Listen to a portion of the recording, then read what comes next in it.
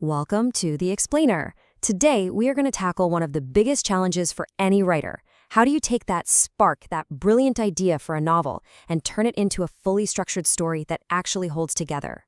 Right, let's just dive into this, because this is the question, isn't it? It stops so many incredible stories from ever getting written. You've got a killer idea, a character you love, but then you look at that blank page, and the thought of plotting a whole book, it just feels impossible. I absolutely love this quote. Story structure is the unseen skeleton that gives your narrative strength and form. It's the perfect way to think about it.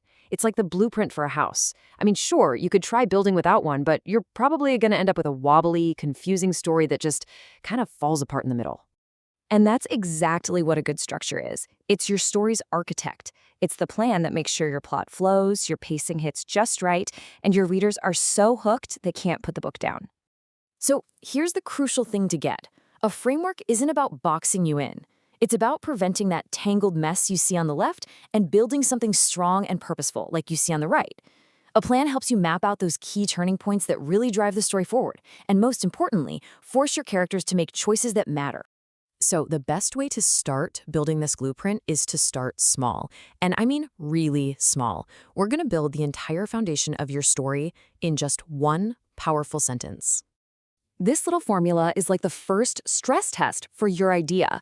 It forces you to get crystal clear on the absolute heart of your novel before you even think about chapters. Who's your hero? What do they want more than anything? And what's the big, scary thing stopping them? Everything, and I mean everything, is going to grow from this single seed. Okay, now that we've got that core sentence, let's see how we can build out from it. We're going to look at two of the biggest, most dominant frameworks in storytelling today. Think of them as different blueprints for turning that hook into a whole story. On one side, you've got Save the Cat. It's super practical, like a beat sheet that tells you what happens and when it should happen for maximum impact. And on the other side, there's the hero's journey, which is this classic, mythic pattern all about how the character changes on the inside. Now, what's really fascinating is when you put these two structures side by side, you see they actually line up almost perfectly, even though they're focused on different things. The catalyst in Save the Cat, that's the exact same moment as the call to adventure in the hero's journey. The all is lost beat, that's the character's ordeal. They're just two different languages describing the same core story beats. And that brings us to what I think is the most important job of any story structure. Making sure all that external plot, the car chases, the arguments, the explosions, actually forces a real, meaningful, internal change in your main character. And there it is. That's the whole ballgame.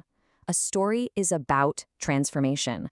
The plot isn't just a bunch of cool stuff that happens, it's a machine that you build specifically to force your character to become someone new. If there's no change, there's no story. It's that simple. So if we look back at those Save the Cat beats through this lens, it all starts to click. The all is lost moment isn't just random bad luck. No, it's the direct result of the hero's flaw, and it's what shoves them into that moment of reckoning, that dark night of the soul. And this right here perfectly defines the engine of character change, the dark night of the soul. It's that quiet beat after the big disaster, where the external failure forces an internal breakthrough. It's that moment of absolute despair where the character finally gets it. They finally understand the lesson they've been avoiding this whole time. And that breakthrough is what makes the climax feel so earned and satisfying. So how do we actually do this? How do we go from a single sentence to a full outline without pulling our hair out? Let's walk through a super practical step-by-step method that lets your story grow in a really natural way. This is called the snowflake method. And honestly, it's a game changer. It lets your story expand organically. You start with step one, your hook. Then you flush that out into a paragraph. Then you zoom in on your characters. Each step builds on the one before it, so everything stays connected. It makes the huge task of outlining feel so much less intimidating. Okay, so you've got your blueprint. The foundation is solid. Now for the fun part, the finishing touches.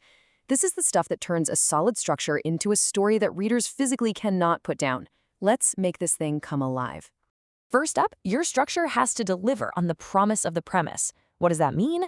It means if you're writing a thriller, people expect twists and high stakes. If it's a romance, they expect that first meeting, the meet cute, and probably a big breakup before the end.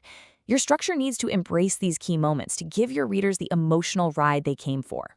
Now, inside that structure, you're the director. You get to control the speed of the movie. And you can literally control your reader's heart rate with these simple tools. Short, punchy sentences speed things up. Long, flowing sentences in moments of introspection, they slow everything down.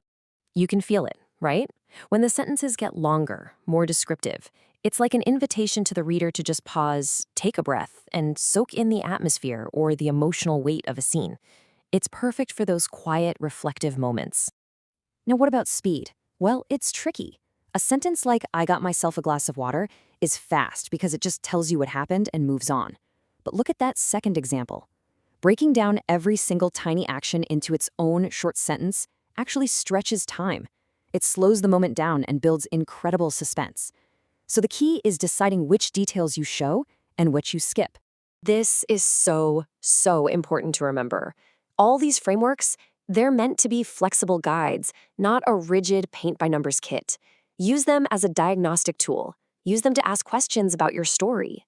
Is my midpoint really a turning point? Does my hero actually change after their lowest moment? Let these tools empower your instincts, not replace them. So let's end with this thought. Maybe outlining isn't this scary act of inventing a plot out of thin air. Maybe it's more like an act of discovery, of uncovering the powerful skeleton that's already hidden inside your idea. And maybe reframing it that way is all the confidence you need to finally start writing.